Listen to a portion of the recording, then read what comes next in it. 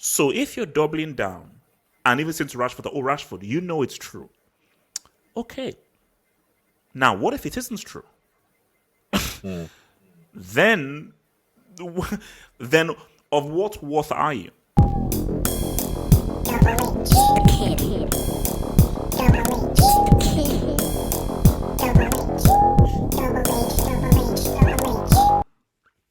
Who to believe? Is there a mole? So let me just backtrack before we even get to our friends over here. What's this? To our friends over here. Um, so Christian Falk is I believe he's a German journalist, and he tweeted out by saying that there seems to be a massive divide and split within the dressing room, and Cristiano has his own clique, and the English players like Maguire and Rashford have their own clique, and it's causing a rift within the dressing room. Then Rashford posted a tweet by saying, pretty much refuting all these things that Christian Falk is saying, and Christian Falk actually doubles down and says, Rashford, you know it's true. So people are like, wow, is this Christian Falk? Or is Christian Falk just trying to push for clicks? And now there's another report, and again, these all may all be rumors and so forth, of there being a captaincy struggle between Cristiano and Maguire. And Cristiano apparently wanting the captain's armband over Maguire. Here's my thing. I don't believe it's true.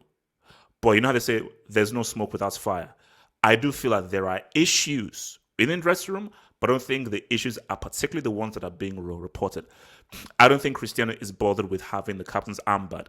Same reason as to why he's happy with Bruno Fernandes having the Bruno Fernandes taking penalties. So he's like, oh, it's cool. Bruno Fernandes, you're free to take penalties and everything, because that's not my thing. I'm here to have my role, and I'm all good. So, and I just don't think that Cristiano is that much bothered up like, oh, I need to be captain. Like when he went to Juve, he wasn't like, oh man, I want to be captain. No, Chiellini remained captain for Juve. But there's been so much coming out that it can't all be lies. Now, some of the stuff are lies. Some of the stuff guys are making up. But I do believe that there's just been so much coming out. There's got to be something there, which we just don't know. So I do feel like if there is definitely something there. And the situation is, for Rangnick and so forth, when you're a manager, you're not just a manager on match day. You're a manager of men. You have to deal with personalities. Similar to when you're anybody who has played football manager and so forth. One of the interesting things football manager is dealing with all of the interactions and knowing how to interact with specific players and so forth. Because if you now have discontent in the dressing room, that can actually affect your results on the pitch. So, because if this is true, I don't think it's true, but let's just play a game. Let's just say if it is true in a hypothetical situation, Jerry Maguire, you're only captain because you're English. You are literally living off Queen Lizzie tax. You're literally living off Queen Lizzie tax. So you are only captain because you're English. You've been garbage. You've been crap. You're not even a long-serving United guy. You came from Leicester City as well.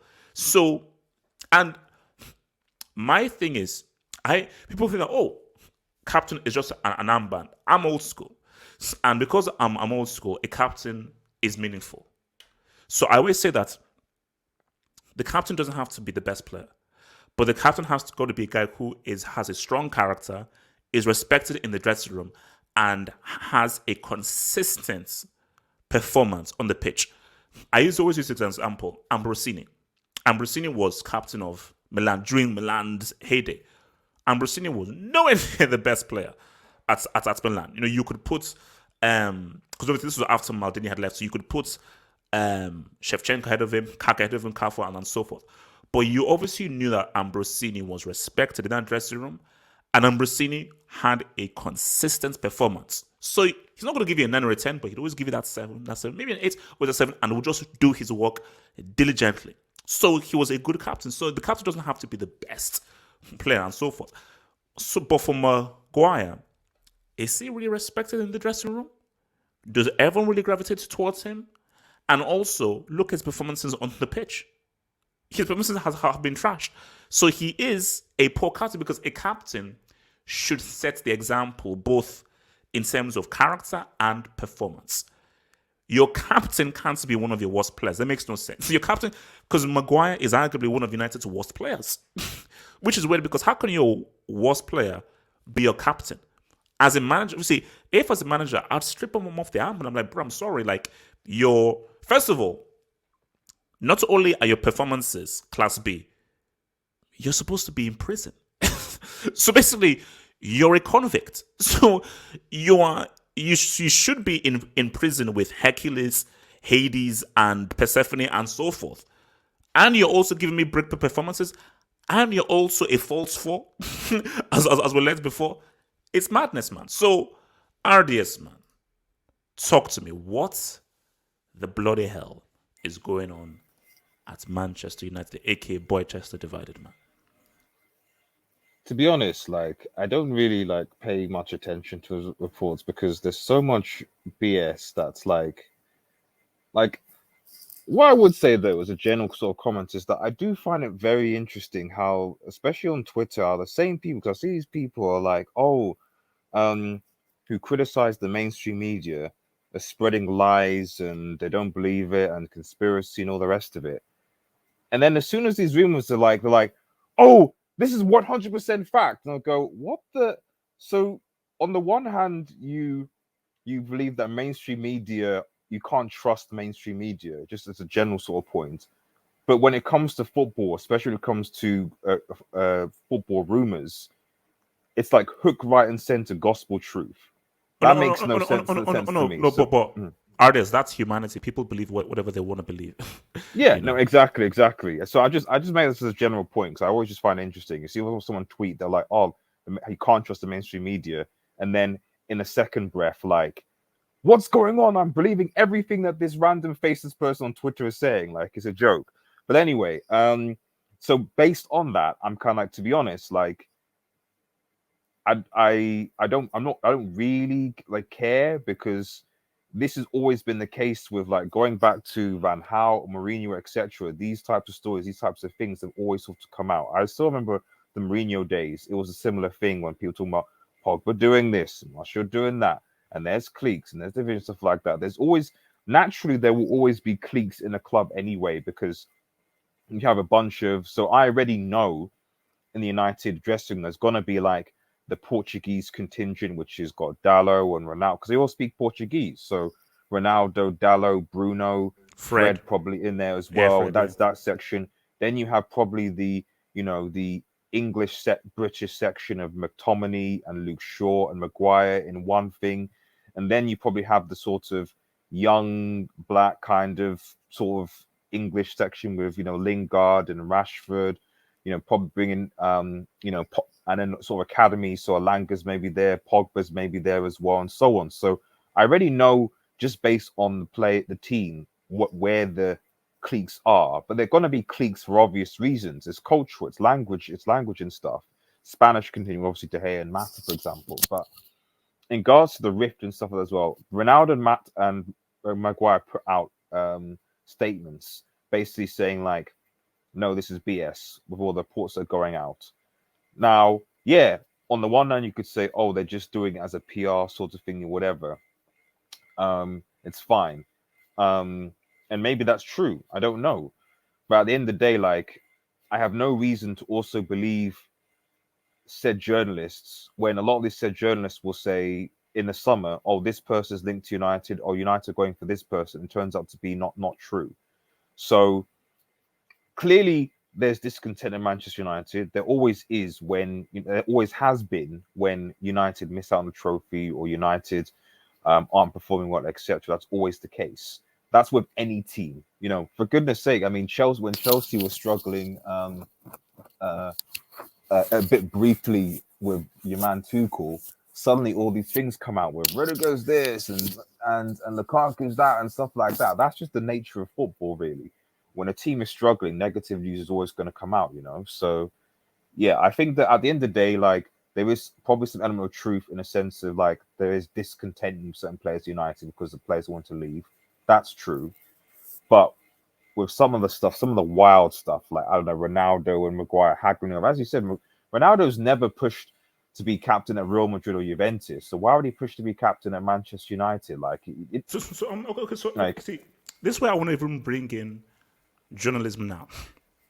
Because again, I worked for a few years at a TV channel and everything. So, I was just learning about how guys did journalism and everything. And, people, for instance, let me use an example.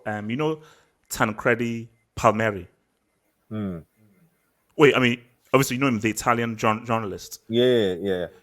Like, every single time I sort of say, Tancredi says, people just say, oh, bro, forget that dude. That guy is a liar.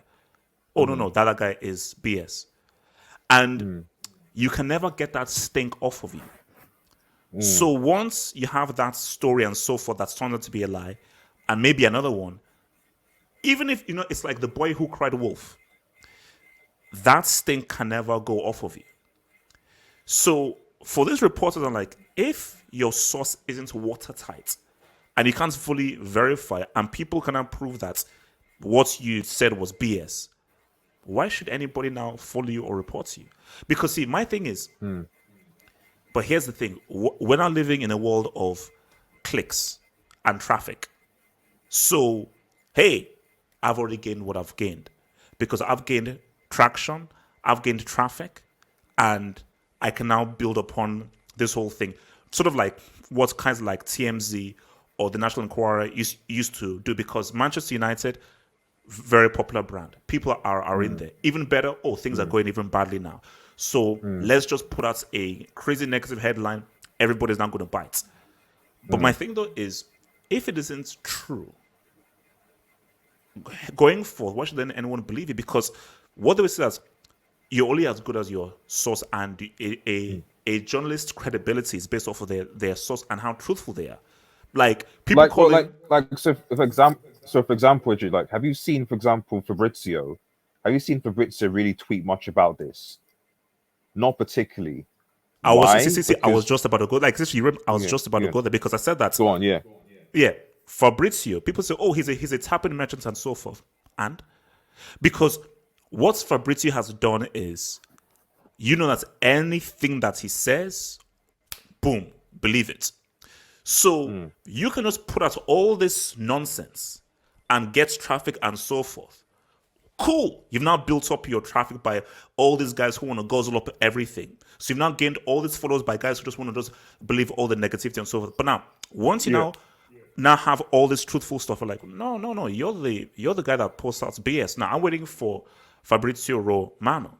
I'm waiting. I forgot I'm waiting for Simon Phillips, the Liam Toomey, the guy from Chelsea. I'm waiting for, I don't know what the Arsenal guy is called. So you're waiting for those Gets French football news, like GFF, like those guys. GFN.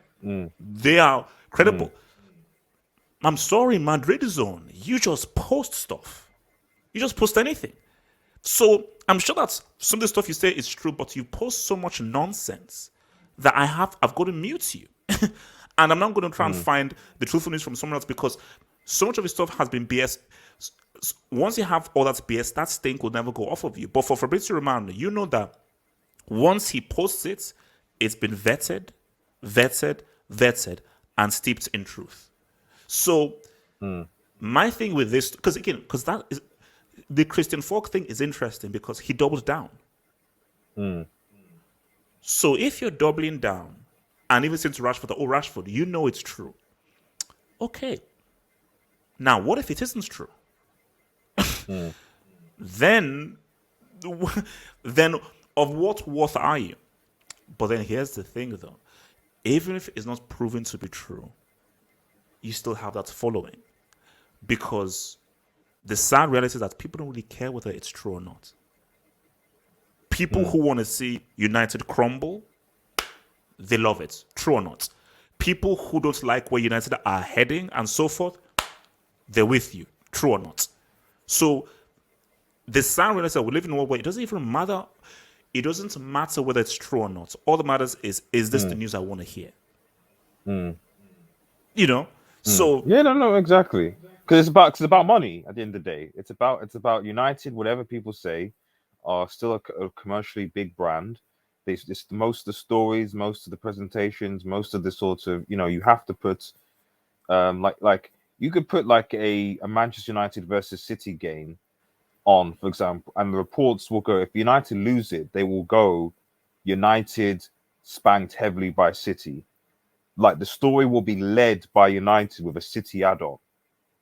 You know what I mean? Because the engagement is you have to get United at the forefront, and then whatever else to obviously bring in revenue, what have you. That's it.